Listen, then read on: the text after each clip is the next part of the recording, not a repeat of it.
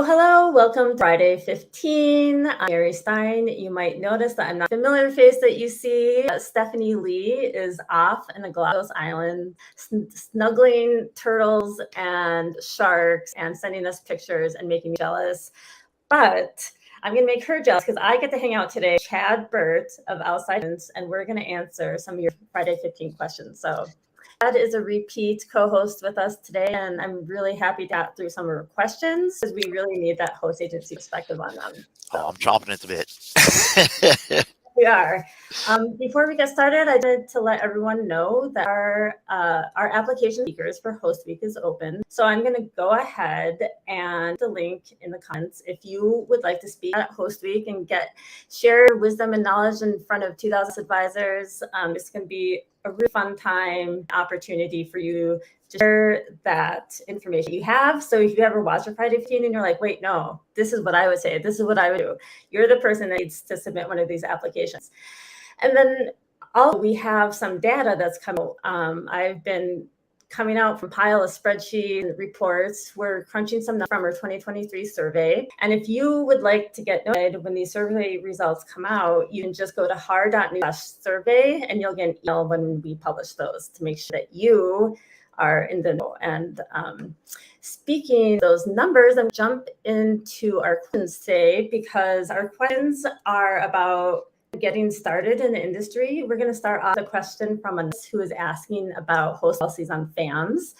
Anonymous asked, I'm a new advisor with a host agency and just found out that I have to hit $100,000 in sales to be eligible for one FAM per year. Is that standard? I was super excited as a new agent to be able to travel more and learn about different properties and loans to create excitement for potential clients. But now, if I chose the right host, I love everything else they are doing to help me. I just wish there wasn't a strict policy on FAMs. Any advice would help. Thanks. So who better than to have someone who runs a host agency to answer this question about a host agency on FAMs and what is standard and how those policies can marry in with supplier policies on FAMs as well. Well, just right out of the, I want to say this. I want each and every one of my agents to be actively participating in FAMs. What are FAMs? They're familiarization educational opportunities. We find that those agents who go to those FAMs, ready for the FAM, turn from the FAM and their sales increase. There's definitely a benefit. The issue, though, and this is historic. I mean, I'm going back 30 years, right? There's some people who are going to FAM for the free booze, and some of those people are professionals going to learn about the product. And sometimes the professionals, have a cocktail, but for generally, purposes, they're professionals that learn. Okay, so FAMs, there's a limited number of them. It's not like the cruise line take all the cabins you want. And so it's incumbent on us to make sure that the agents who go on that are most likely to benefit. So, for example, having somebody who's never traveled outside of the United States go do a 10-night European river cruise or familiarization trip sounds awesome. But I promise they don't have the acumen yet to get much benefit from that trip as another agent might. So, in no way are we trying to block anybody. What we're trying to say is it's a professional experience. You have to have some level of professionalism. I'm not talking about your demeanor or anything. I'm saying some professional experience from which to benefit in an event like this. FAMs are awesome. We're doing 16 so far this year, typically 50 or more on each one of them.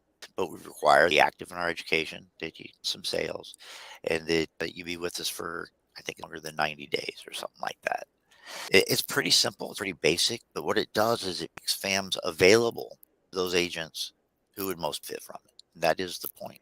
And do you see that that's kind of common policy structure among different host agencies? Like it might be, everyone's going to have their own different policies, but is it safe to say that most host agents are going to have some kind of requirement like outside agents also? Yes. So let me talk a real clear line of sand here, and I'm not trying to call anybody out. If host that you're considering uses availability of FAMs in their top 5 reasons to join them, you need to question what you're doing. Okay, their business model based on subscription fees at that point. At the end of the day, if I can get on everybody on a live FAM, I'll do that. I just make sure that a certain mindset is achieved before you go. And normally that's reflected in sales volume, participation in classes, and that kind of stuff. Yeah. We have an article on FAM site that kind of gives a big picture overview of what you can expect, how to manage expectations in terms of qualifying for PAMs, and especially for new advisors. I think that can be a sticking point when you're wanting to learn more and have more travel experiences and FAM experiences. So I'll put a link to the about FAM trips. And the only other thing I wanted to add to what Chad was saying about different host policies about FAMs and sales thresholds is that there's other ways to experience properties and to have the travel experience and get to know suppliers. Like if you go to events, you might be able to do tours of cruise ships, or NASA just had their River Cruise Expo where you can see a lot of different suppliers, at one time. And so that's a great opportunity to get to know those properties and products. And then also suppliers are going to offer you trainings. So until you get that threshold, there's going to be a lot of difference that you can plug in to experiences and grow your own knowledge about these places. So I'll link in about the FAM trips. Also going to add a link about travel rates in there because it kind of ties in. And you guys have an outstanding FAM form on your website. I could put my finger on it right now. You can find that form. It's really detailed. You say, well, I think you wrote it, if I recall. Oh, but it's a 2-page FAM form where you're guided to go look at certain things and all that. Yeah. Well, thanks, Chad. We do have a couple of articles on like cruise ship inspection checklist. So Yes, inspecting a cruise ship, and then we have a site inspection checklist. So please provide. Chad. I will also post those in comments as well. So I really appreciate that. And folks, use kind of stuff. This is guided exploration. At least you have an idea about what you should be looking for and all that kind of stuff. You have a little bit of a structure and outline. Especially when you're starting out, because like that kind of stuff is going to come. What's the word? Oh no, I'm having parent brain. Yeah, exactly. It's going to become second nature soon enough. So thank you, Chad, for kind of providing context about like, the FAM rules and why the requirements are there. Trust me, me and my business partner are the nicest guys you ever want to meet. At least that's what we'll shoot for. I'm not trying to keep you from the party. I'm trying to make sure you're wearing the right shoes when you get exactly. Makes sense. Yes, exactly. And the next two questions kind of interweave each other as well. It's about startup costs and what to expect for new advisors. And this question comes from Kara. And they ask, so should my first cash investment go to certification and training or towards LLC and host setup? I want to do it all, like start booking tomorrow. I want to be strategic when investing my money into my future. Thoughts? So what's first, the chicken or the egg, the host agency or training and the certification? So let's walk through it this way. So I'm a serial entrepreneur since I've been in 4th grade. Okay, what I've learned over those decades is I need to eat. It was my business. Okay, so in the beginning, you have to sit down and just be honest with yourselves. Our members do this with our agents all the time. But what can you spend? What should you? What is the thing you're after? I don't think that what you're after is an LLC certificate you can put on your wall. I think when you start talking LLCs, you're talking about a business structure. Okay, how am I going to do this long term? Folks, I'll tell you, this is my own personal opinion. I am not an attorney. And I can tell you what the attorney would say. He needs an LLC with $1 million worth of E&O because they need to sue people. And so having the insurance is important, right? But personally, I would rely on the fact that nobody is worried about this until you hit about $600 in received commissions. So I would stagger the red tape in order of importance. Okay? As soon as you sign up with us, you're good to go. Yeah. This having been said, I'm not saying that don't worry about it, okay, because it is important. Just put the steps when you're a little bit more knowledgeable what your end goals are, what you're trying to protect. You have a bit in your head other than just a desire to go make money, sell, travel. Yeah, and I'll post an article we have on business registration and different business structures. But I think it's good to just kind of remember when you're starting out that some hosts will require LLCs, but you can always start off with proprietorship and then grow into an LLC if you make choice down the line, if you find that better suits your needs. And if that's something that's going to be saving an invest piece, depending on, what state you live in and how much the LLC is going to be, you can kind of put that money into the education and training piece if you decide. And, on the other side of things, if you have just kind of broad industry overview, 7-day setup, and you already know what host agent you want and you're familiarized with what they're teaching you, the education, in my mind, I think sometimes people have a mindset that they have to know everything before they even start.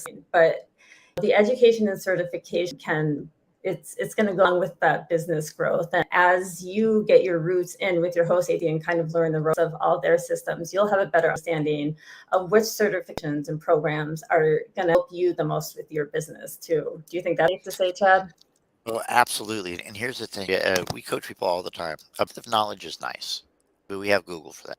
What you want is a depth of knowledge and understanding. My grandpa had us that knowing fruit, or tomatoes are a fruit, that's knowledge. Boy, wisdom is not putting them in a fruit salad. Good things, okay, you get information, but then how do you apply it? These marshmallows, Chad. Yeah, okay.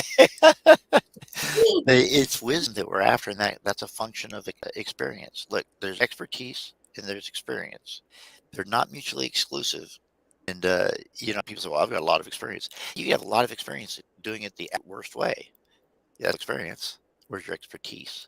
That derived from experience. And so I'm not, we're over time. I'm going to keep going. I'm going to go a little bit more time. And Chad and I are going to channel our high energy tank for this last question, which also has to do with monthly investment analogy. And it comes from Kristen. She said, "Hi all, I'm sorting through the final piece to get my travel agency running. And I'm a little shocked at monthly overhead could be, like an accurate range to you.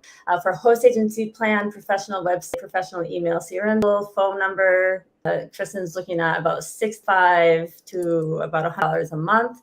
I'm wondering if there's a method better streamline services, as I believe they're essential to being in compliance with my host agency and seller of travel requirements." So technology, investment, tools. Chad, what are some tools you see that can streamline some of these services so advisors can kind of get bang for their buck right now? Sure. So let's consider, first of all, the word investment. That big return, right? So where are your highest return opportunities? Okay, that's where I'd start. If I don't have any clients or anything, I don't need a whole armada of autumns and stuff just yet. What I actually need is to start considering what my workflow looks like. Okay, so you take that first call. Talk to somebody. It's like, wow, I wish I had a way to send up, automatically send 3 follow-up emails. Okay, start looking for systems. I had an article, outsideagents.com/blog, and it's about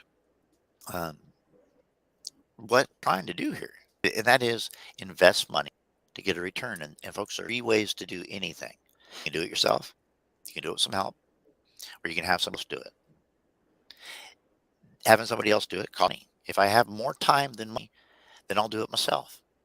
If more money than time, sometimes I'll still do it because I want that money for later. Okay, but don't reach over dollars to pick up pennies. Yeah.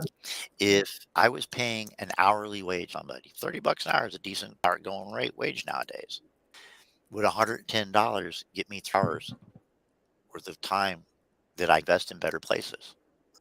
Yeah, and it's something to be said about kind of thinking of it as creating a budget when you're entering into a host agency where you might be paying more on the monthly level to access some of these CRM tools or websites. That's the tool for you. Maybe you're willing to pay your monthly fee with your host agency and you're going to get more value for it. Maybe you want to kind of bootstrap some of these things, make your own website or grow into the big, beautiful custom website.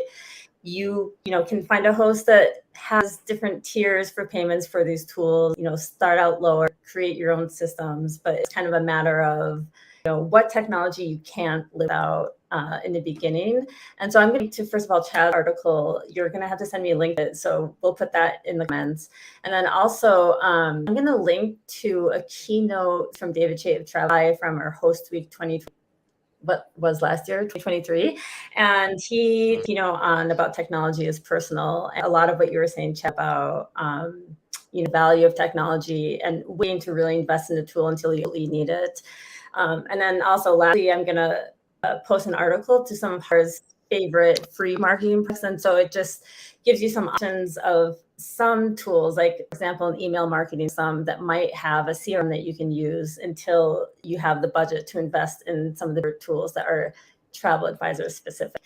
And Yeah. real quick, if I could just toss in hosts, if they're on not the membership, not trying to make money off the subscriptions, they're trying money off your success. They're going to have these systems in place. The advantage of using them is that they use the blood, sweat, and tears to vet multiple technology platforms, to get feed and input from thousands of agents one at a time, and put something together that we believe is effective. Look, there are a million technology platforms out there, and I've looked at every single one of them. And there's a bunch of them that do about 90% of what I need them to do. I have not found a Yeah. percent machine yet. So to your point, it is kind of cobbling things together, creating a workflow, which we have a workflow engine, AI-powered workflow engine coming out for in weeks. The idea is that ultimately you'll find what you think you want. It might not be what you needed. I think there's a song about that. A few thousand songs about that. So Yeah.